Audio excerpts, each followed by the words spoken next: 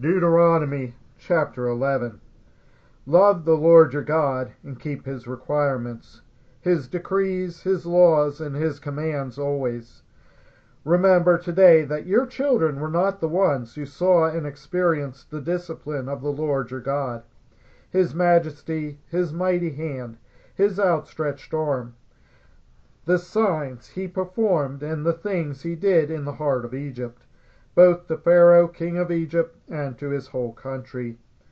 What he did to the Egyptian army, to its horses and chariots, how he overwhelmed them with the waters of the Red Sea as they were pursuing you, and how the Lord brought lasting ruin on them. It was not your children who saw what he did for you in the wilderness until you arrived at that place, and what he did to Dathan and Abiram, sons of Eliab the Reubenite, when the earth opened its mouth right in the middle of all Israel, and swallowed them up with their households, their tents, and every living thing that belonged to them. But it was your own eyes that saw all these great things the Lord has done. Observe therefore all the commands I am giving you today, so that you may have the strength to go in and take over the land that you are crossing the Jordan to possess, and so that you may live long in the land the Lord swore to your ancestors to give them and their descendants, a land flowing with milk and honey. The land you are entering to take over is not like the land of Egypt, from which you have come, where you planted your seed and irrigated it by foot as in a vegetable garden. But the land you are crossing the Jordan to take possession of is a land of mountains and valleys that drinks rain from heaven. It is a land the Lord your God cares for. The eyes of the Lord your God are continually on it from the beginning of the year to its end. So if you faithfully obey the commands I am giving you today, to love the Lord your God, and to serve him with all your heart and with all your soul, then I will send rain on your land in its season, both autumn and spring rains, so that you may gather in your grain, new wine and olive oil.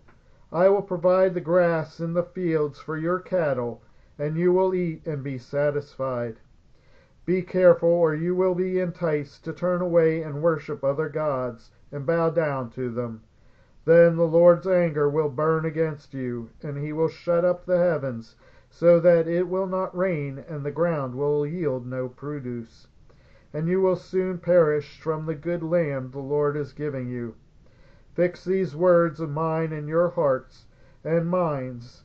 Tie them as symbols on your hands, and bind them on your foreheads. Teach them to your children, talking about them when you sit at home, and when you walk along the road, when you lie down and when you get up. Write them on the door frames of your houses and on your gates, so that your days and the days of your children may be many in the land the Lord swore to give your ancestors, as many as the days that the heavens are above the earth.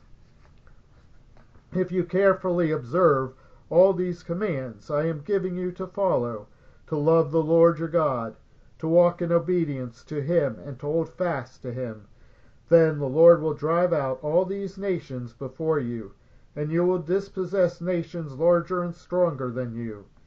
Every place where you set foot will be yours. Your territory will extend from the desert to Lebanon, and from the Euphrates River to the Mediterranean Sea. No one will be able to stand against you. The Lord your God, as he promised you, will put the terror and fear of you on the whole land wherever you go. See, I am setting before you today a blessing and a curse. The blessing if you obey the commands of the Lord your God that I am giving you today. The curse if you disobey the commands of the Lord your God, and turn from the way that I command you today by following other gods, which you have not known. When the Lord your God has brought you into the land you are entering to possess, you are to proclaim on Mount Gerizim the blessings, and on Mount Ebal the curses. As you know, these mountains are across the Jordan, westward toward the setting sun, near the great trees of Morah, in the territory of those Canaanites living in the Arabah in the vicinity, and Gilgal. You are about to cross the Jordan to enter and take possession of the land the Lord your God is giving you. When you have taken it over and are living there, be sure that you obey all the decrees and laws I am setting before you today.